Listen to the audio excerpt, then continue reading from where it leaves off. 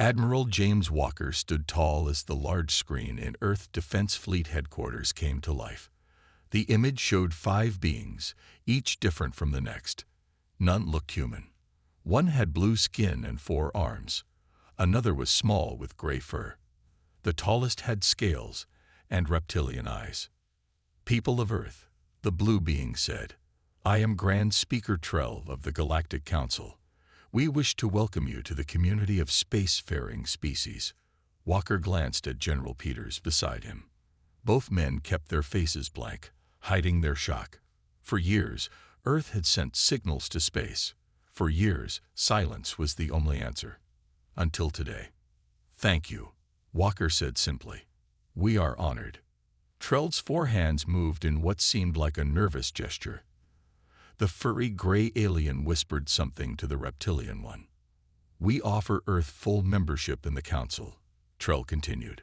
"With our protection comes great benefits: trade, technology, and peace." Walker noted the emphasis on the word protection. He had been a soldier for 30 years. He knew when someone was afraid. "May I ask why now?" Walker said, "We've been broadcasting for decades." The aliens looked at each other. The reptilian one spoke next. "Earth has reached the stage where you can travel beyond your solar system. It is time." Walker nodded, though he knew this wasn't the whole truth. Earth's first colony ship to Alpha Centauri had launched just 3 months ago. "We accept your offer," he said, "but Earth will maintain its defense fleet." The aliens became very still. The furry one's eyes widened. "That is unusual," Trell said slowly. "Most new members rely on Council protection. Earth has always protected itself." General Peters spoke for the first time. "We mean no offense." After a long silence, Trell nodded. "Very well. We will send representatives to formalize the agreement." When the screen went dark, Walker turned to Peters. "They're hiding something," Peters said. Walker agreed. "Did you see how nervous they were? The Galactic Council has 37 species according to them. Why would they fear one more?" 3 days later, a council ship arrived in Earth orbit. The meeting room in the United Nations building was filled with world leaders and military officers. Walker stood near the wall, watching. 3 aliens entered. Trell, the blue 4-armed speaker; Cav, a short orange-skinned historian; and Arxon, the tall reptilian council leader. "We bring gifts of knowledge," Trell announced, placing a small device on the table. "This contains basic information about council species and territories." President Chen nodded. "Earth thanks you. We have prepared quarters for your stay." "Our visit will be brief," Arxon said quickly. "We merely need signatures to confirm Earth's status." Walker noticed how the aliens kept glancing at the human security guards by the door. Every time a guard shifted position, the aliens tensed. Later, as the aliens were escorted to their rooms, Walker overheard Trell whisper to Cav in the hallway. "They don't know what they are, do they?" Cav shook his head. "How could they? They've never seen the others." Walker stepped back into the shadows, his mind racing. What didn't humans know about themselves? What did these aliens see when they looked at mankind? As he walked back to his office, Walker made a decision. He would accept the position of Earth's first military liaison to the Council. Someone needed to discover what these aliens were hiding. Someone needed to find out why the Galactic Council seemed afraid of humans. 6 months had passed since first contact. Ambassador Lisa Reed stood at the entrance of the Galactic Council chamber, taking a deep breath before entering. The massive room could hold representatives from all 37 member species. Today would be her first official address. As she walked down the center aisle, she noticed something odd. The alien delegates moved away from her path. Not obviously, but enough that she felt like she had an invisible bubble around her. Some even flinched when she turned to look at them. "Curious behavior, isn't it?" a voice said beside her. Reed turned to see a small orange-skinned alien. It was Cav, the historian who had come to Earth with the first delegation. "I've noticed," Reed said. "Is there something wrong with me? Do I smell bad to alien noses?" Cav made a sound like quiet laughter. No, Ambassador, it is not what you are doing. It is what you are. Before Reed could ask more, the council leader Arkson called the meeting to order. Reed presented Earth's formal acceptance of council membership. Throughout her speech, she noticed the strange silence. No whispers, no movement, all eyes fixed on her with what she could only describe as careful attention. After the session, Cav approached her again. Would you join me for a meal? I believe you have questions. They sat in a quiet corner of the council dining hall. Other aliens kept their distance. Why is everyone so careful around humans? Reed asked directly. Cav stirred his purple drink. Most council species evolved on gentle worlds. Few predators. Little competition. Some never even developed weapons until they reached space. And humans. Your planet is different. You evolved as both predator and prey. You competed with dangerous animals. You fought the elements. Earth shaped you to be. Cav paused, searching for the right word. Resilient. Reed frowned. That doesn't explain the fear. It is not precisely fear, Cav said. It is caution. Imagine a child meeting a tiger. The tiger may be perfectly gentle, but its nature demands respect. Reed didn't like the comparison. We're not dangerous animals. No, Cav agreed. You are something far more interesting. You are survivors. The Council has watched Earth for centuries. We have seen your wars, your disasters, your challenges, and always humans continue. Their conversation was interrupted by a commotion across the hall. Two delegates, one with purple tentacles, another with a metallic exoskeleton, were arguing loudly. What's happening?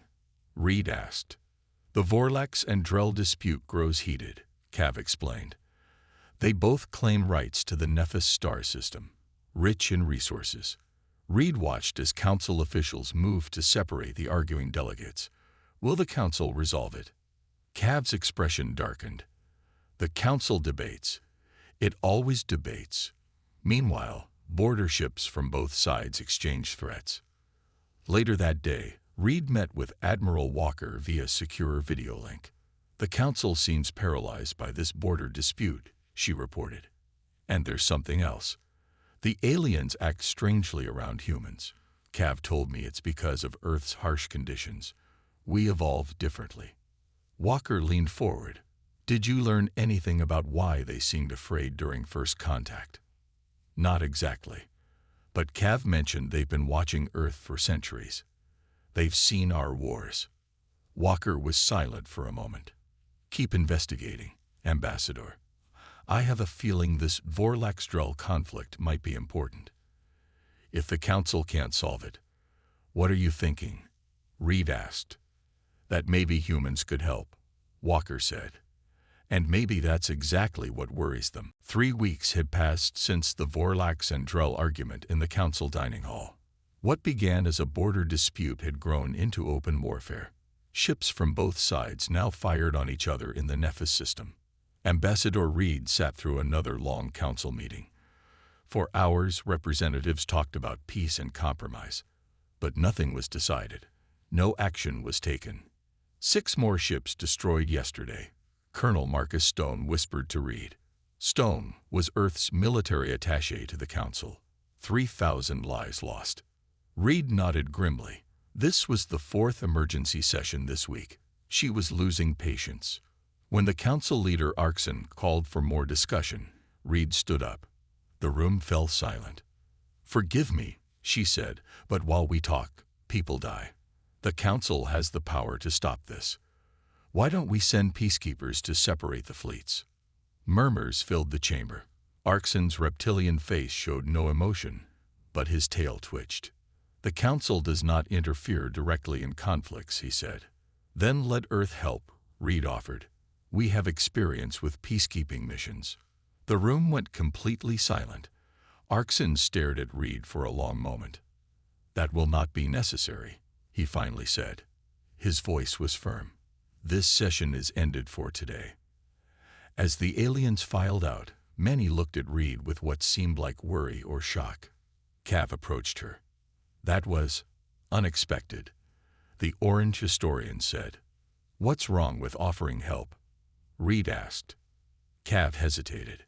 There are traditions, rules, some very old. Later that evening, Colonel Stone came to Reed's quarters on the council station. I did something you should know about, he said, looking uncomfortable. Reed crossed her arms. What did you do, Colonel? I sent Council Leader Arkson some footage, training exercises from Earth's Special Forces, mountain warfare, underwater operations, zero-gravity combat simulations. Reed's eyes widened. Why would you do that? To show them we can help, Stone said. They keep treating us like we're made of glass, or like we're dangerous animals. I wanted to show them humans know how to fight professionally. Reed sighed. The council is already nervous around us. This won't help. The next morning, Reed's communication device buzzed urgently. It was an emergency summons from Arkson himself. When she arrived at his private chamber, she found him watching a screen. Stone's footage played, showing human soldiers climbing sheer cliffs, swimming through rough seas, and practicing combat moves in simulated zero gravity. Arkson turned to her, his reptilian eyes unblinking. How much of this can your people do? He asked quietly. Reed was confused by the question. All of it. It's standard training. For how long can they fight like this? Days if needed. With proper supplies, weeks. Arkson made a strange sound. And if wounded? They continue if possible, Reed answered. No soldier leaves another behind. Arkson turned off the screen.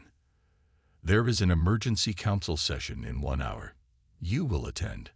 As Reed left, she saw Arkson speaking urgently with other council leaders in the hallway. They looked at her as she passed. Not with fear, she realized now, with something closer to awe.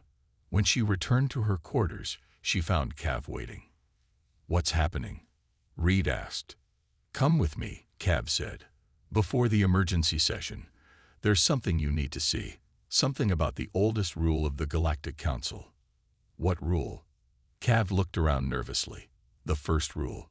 The one about humans. Cav led Ambassador Reed through narrow corridors deep within the council station. They passed several security checkpoints where Cav used special access codes. Where are we going? Reed asked. The archives, Cav answered. Few have permission to enter. As council historian, I am one of them. They reached a large metal door. Cav placed his orange hand on a scanner. What I'm doing breaks protocol, he said. But you deserve to know.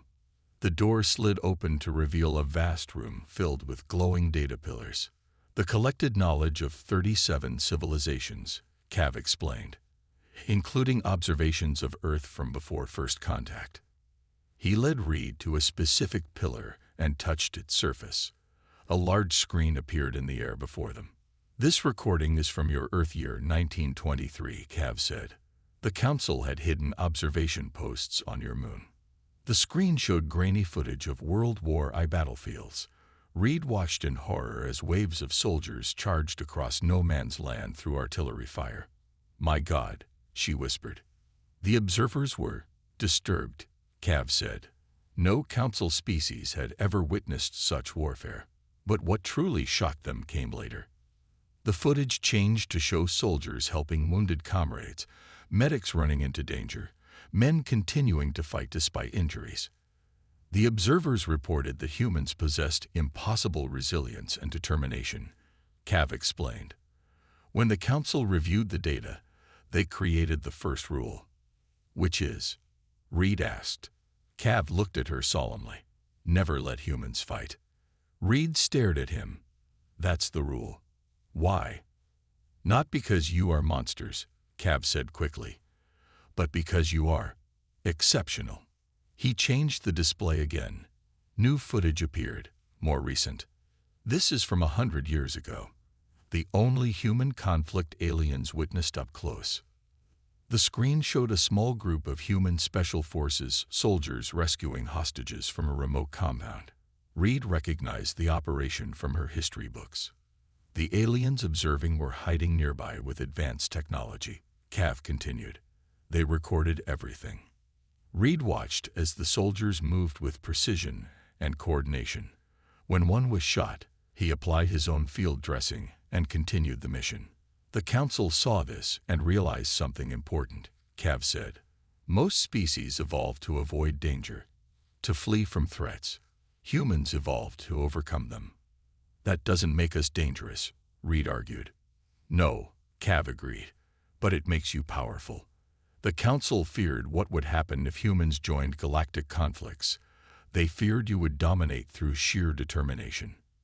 Reed was stunned. The rule predates our membership in the council. By thousands of years, Cav confirmed. It's why the council contacted Earth only after you developed interstellar travel. They couldn't ignore you anymore.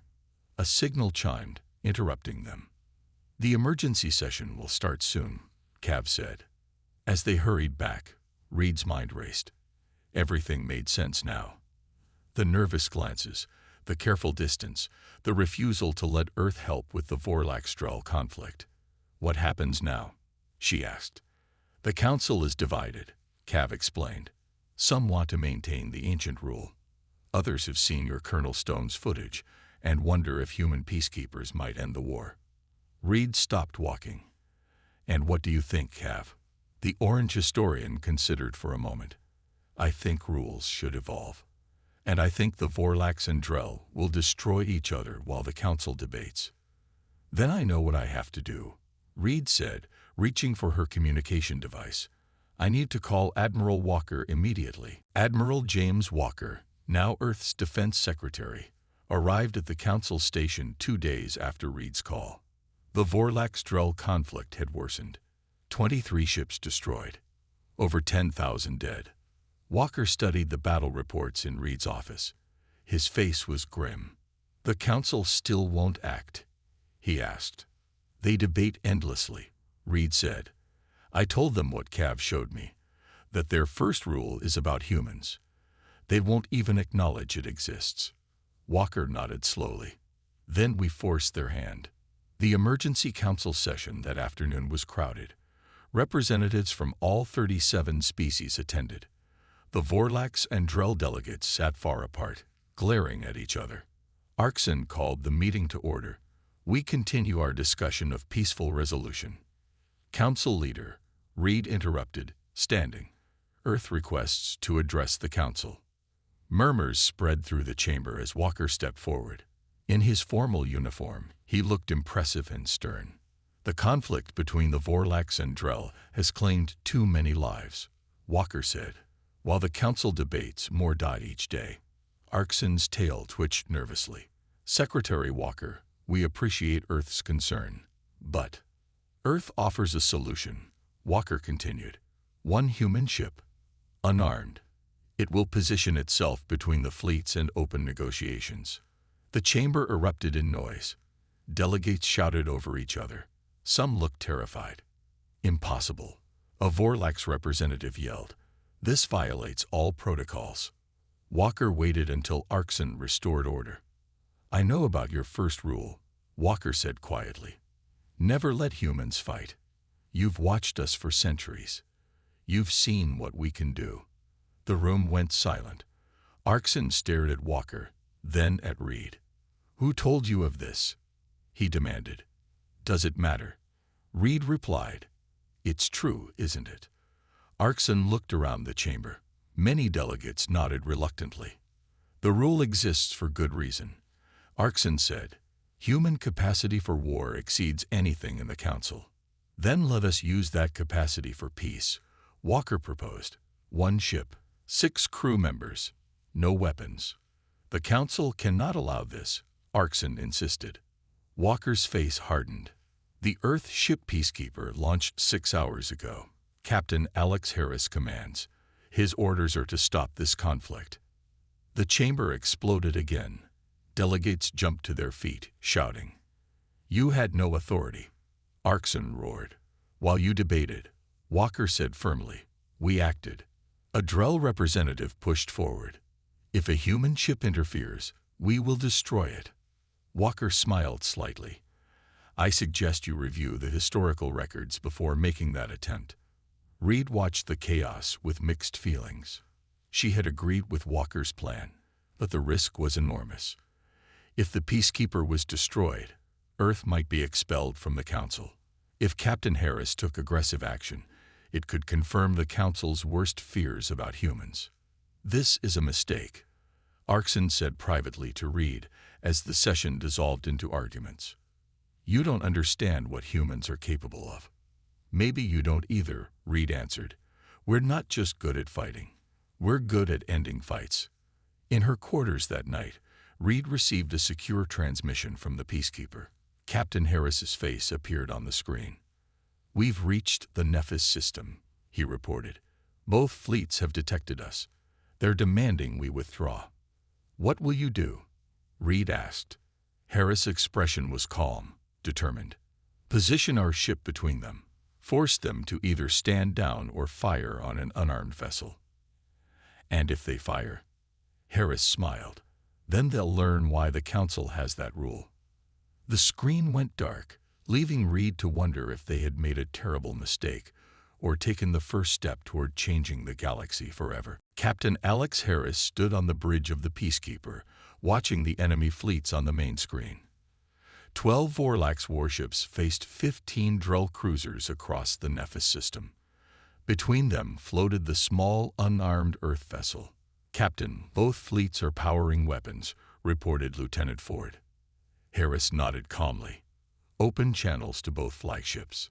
The screen split to show two alien commanders. The Vorlax admiral had purple tentacles and glaring red eyes. The Drell commander's metallic exoskeleton gleamed under harsh lights. This is Captain Harris of Earth Vessel Peacekeeper. Power down your weapons and prepare for peace talks. Remove your ship immediately, the Vorlax admiral demanded. Or be destroyed, the Drell commander added. Harris smiled slightly. I cannot do that. The fighting ends today. He signaled to cut the transmission. They're targeting us, Captain, Ford warned. Hold position, Harris ordered. The bridge crew looked nervous but determined. All 6 of them had volunteered for this mission, knowing the risks. Vorlax cruiser firing, Ford shouted. A bright energy beam shot toward the Peacekeeper. Harris pressed a button on his chair. Now, Rodriguez. The helmsman's hands flew across controls. The Peacekeeper performed a maneuver that seemed impossible, dropping down relative to the firing plane, then accelerating at an angle no ship that size should manage. The energy beam missed by meters. In the council chamber, representatives watched the confrontation on a large screen. Ambassador Reed stood with Admiral Walker, their faces tense. How did they move like that? Arkson asked, his reptilian eyes wide. Human reflexes, Walker explained, and a very good pilot. On the Peacekeeper, Harris addressed his crew. Plan B suits on. Minutes later, 6 humans in spacesuits exited the airlock. Each carried only basic tools, no weapons. They split into 2 groups of 3.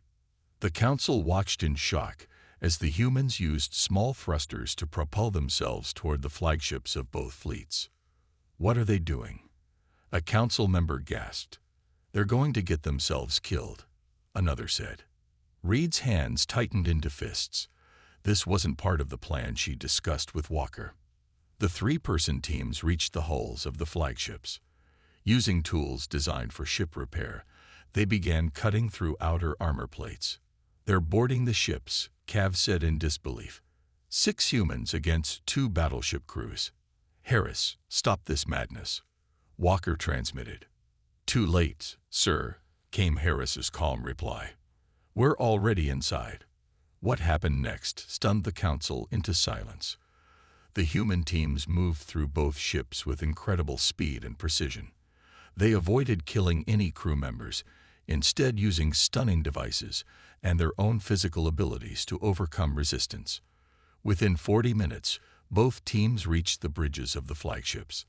The Council watched as Harris personally disabled the Vorlax Admiral's guard and stood before the commander. Power down your weapons, Harris ordered, or I'll do it for you. On the other flagship, The second team had already secured the bridge. The Drell commander was seated, his crew standing with hands raised. "Impossible," Arkson whispered, watching the feeds. 6 humans disabled 2 capital ships without casualties. Walker allowed himself a small smile. "Not impossible.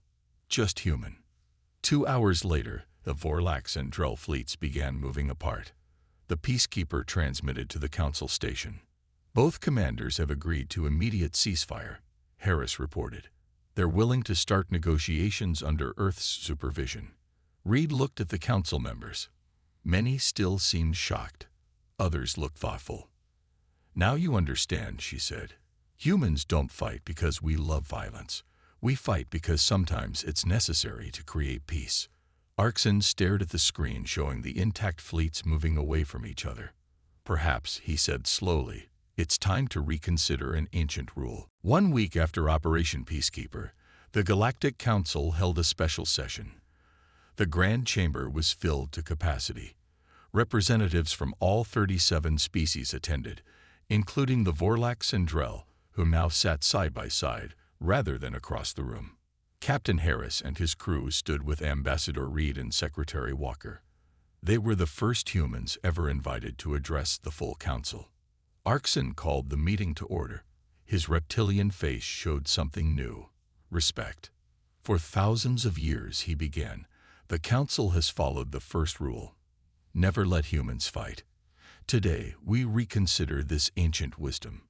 Murmurs spread through the chamber. Harris stood tall, his face calm but proud. "The humans of Earth ship Peacekeeper ended a conflict that threatened to become a full-scale war," Arkson continued. "They did so without taking a single life." The Vorlax admiral stepped forward. His purple tentacles moved slowly as he spoke.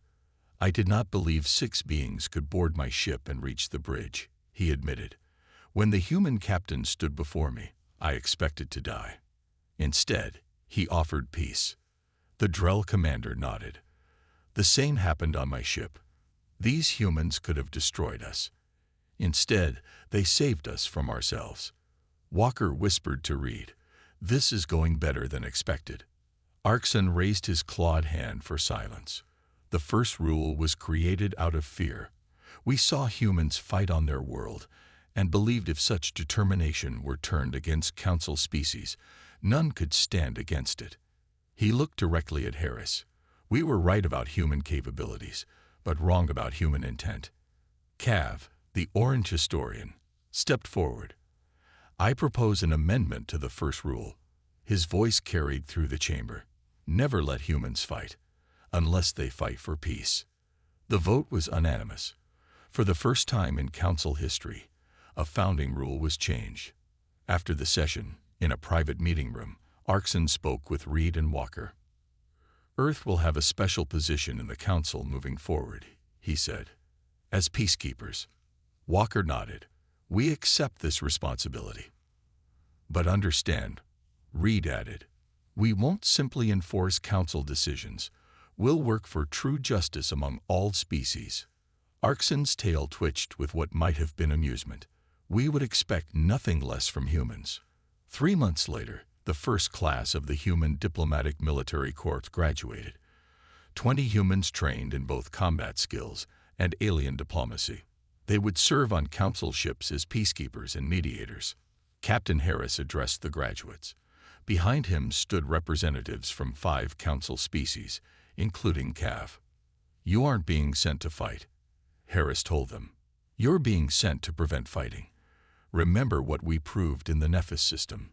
Humanity's greatest strength isn't our ability to win conflicts. It's our ability to end them." Later, as the ceremony ended, a young alien observer approached Cav.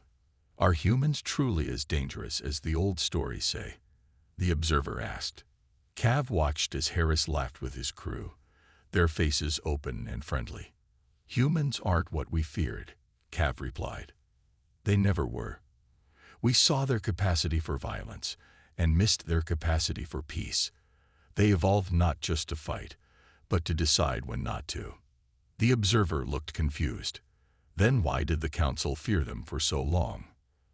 "Because," Cav said, We never understood what makes humans special. It's not that they're strong or fast or resilient, though they are all these things. What makes humans unique is their choice. When faced with conflict, they can be warriors or peacemakers. They choose to be both. As the sun set on the council world, Harris began teaching a group of alien diplomats an ancient human concept: de-escalation. The first rule had changed, and with it, the galaxy's future.